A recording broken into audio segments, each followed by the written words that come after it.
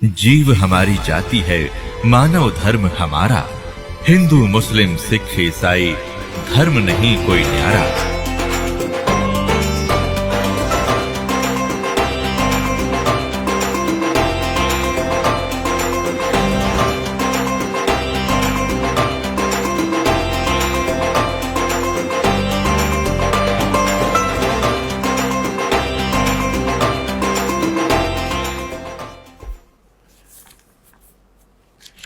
अब 8वें अध्याय का 5 और 7 और 8, 9, 10 मंत्र कंसेप्ट क्लियर कर देगा। देखिएगा 8वें अध्याय का अब हम ये 5वां श्लोक पढ़ेंगे। इसमें गीता ज्ञान दाता कहता है, जो साधक अंत काल में मुझे ही स्मरण करता हुआ शरीर का त्याग कर जाता है वह मेरे साक्षात स्वरूप को प्राप्त होता नहीं, वह मद भावम याति, मेरे वाले भाव को प्राप्त होता है, मेरे पर आसक्त हो जाता है। और इसमें कुछ संशय नहीं। छठे में ये बताया है कि जो अंत समय में जिस भी भाव में भावित रहता है अंत समय में उसी को प्राप्त करता है मृत्यु को उपरांत। छठे में तो एक नियम बताया है, विधान बताया है, जहाँ साता बादशाह हुई। इसका अर्थ ये है, ये कुंती पुत्र अर्जुन अंत काल में जिस जिस भी भाव को स्मरण करता हुआ शरीर का त्याग कर जाता है करता है तो उसको ही प्राप्त होता है। सदा उसी तद भावम भावती, उसी भाव से भावित रहता है, यानी उसी पर आसक्त रहता है, उसी में भावना बनी रहती है उसकी। इसका अर्थ ये है। आगे बताया है, इसलिए 7वें में कहा है कि इसलिए सब समय में निरंतर मेरा स्मरण कर और युद्ध भी कर, अर्पण के मन बुद्धि युक्त होकर निसंदेह मुझे ही प्राप्त होगा।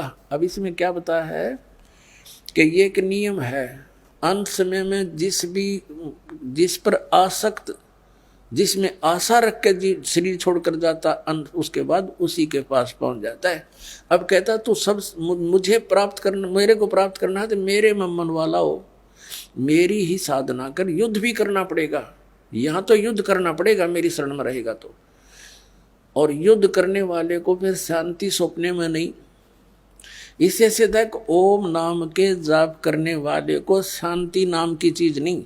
इसलिए 18वें अध्याय के 62वें श्लोक में कहा कि अर्जुन तू सर्वभाव से उस परमेश्वर की शरण में जा, उस परमेश्वर की कृपा से ही तू परम शांति को और शाश्वत स्थान यानी उसे सनातन परम धाम को प्राप्त होगा।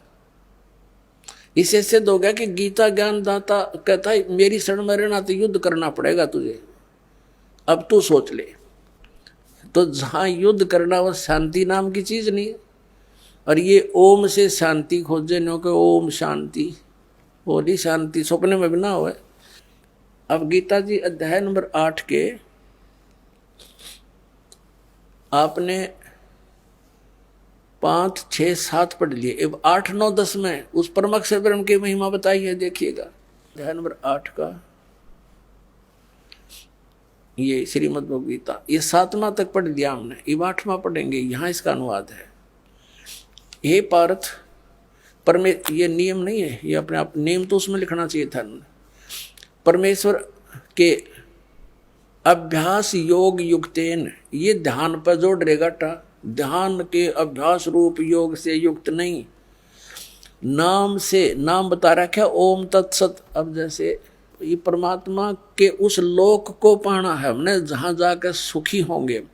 परमात्मा तो यहाँ आते रहे हैं, हमें दर्शन भी होते रहे हैं, वो बता कर गए ऐसे साधना करो, इस साधना से इस तरीके से तुम उस स्थान को प्राप्त होगे जहाँ जाने के बाद फिर लौट कर नहीं आना। तो उसके लिए मजदूरी है या साधना हमारी। जैसे हैंडपंप लगाना है, हैंडपंप किस लिए लगाना है? क्योंकि हमने जल, हमारा इष्ट है, हमने जल चाहिए और जल पृथ्वी में, उसके लिए हैंडपंप लगाने के लिए जो भी हमने इंस्ट्रूमेंट यूज किए हैं, बुक की, पाइप और जितने भी ये सारा कुछ प्रोसेस जो है उसके पाने का, यह हमारी साधना है या पूजा नहीं है। पूजा तो हम उसकी जल की कर रहे हैं जिसको पाना है हमने।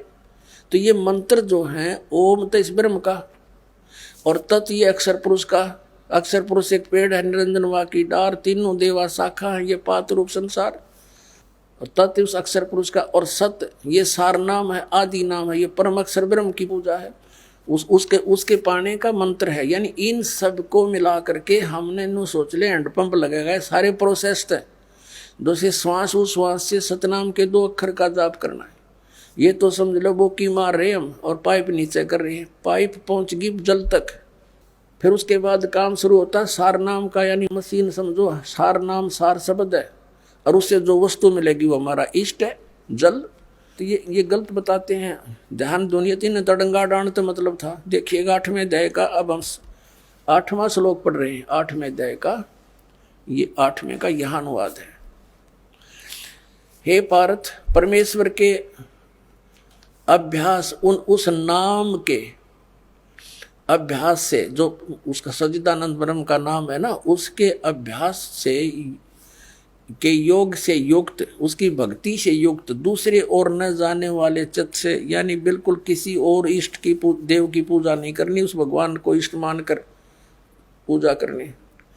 निरंतर चिंतन करता हुआ परम दिव्य पुरुष, परम प्रकाश रूप दिव्य पुरुष को, यानी परमेश्वर को ही प्राप्त होता है। गीता ज्ञान दाता से अन्य को प्राप्त होता है।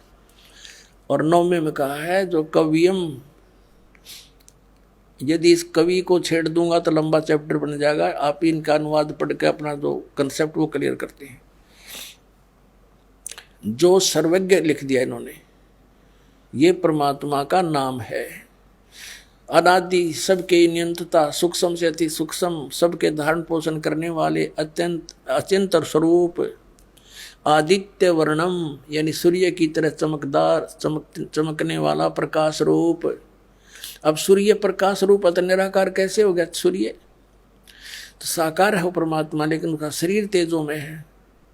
तम से माने अविद्या से अति परे सच्चिदानंद घन परमेश्वर का स्मरण करता हुआ। 8, 9 पढ़ लिया हमने, 10वां 8वें अध्याय का 10वां में आ गया। करता हुआ वह भक्ति युक्त पुरुष अंत काल में योग बलेन, यानी भक्ति की शक्ति से, योग माने भक्ति, जो साधना हमने की है उस भक्ति की शक्ति से बिरकुटी के मध्य में प्राणों को अच्छी प्रकार स्थापित करके फिर निश्चल मन से श्रवण करता हुआ उस दिव्य परम पुरुष, दिव्य रूप परम पुरुष परमात्मा को ही प्राप्त होता है। उस परमात्मा को, परम अक्षर ब्रह्म को प्राप्त होता है। आप सुन रहे थे जगत गुरु तत्वदर्शी संत रामपाल जी महाराज जी के मंगल प्रवचन। अधिक जानकारी के लिए विजिट कीजिए हमारी वेबसाइट www.jagatgururampalji.org। संत रामपाल जी महाराज जी के शुभ आशीर्वाद से पूरे विश्व भर में 500 से भी ज्यादा नाम दीक्षा केंद्र हैं, जिन पर संत रामपाल जी महाराज जी द्वारा ऑनलाइन निशुल्क नाम दीक्षा दी जा रही है। अपने नजदीकी नाम दीक्षा केंद्र का पता करने के लिए संपर्क करें 8222880541।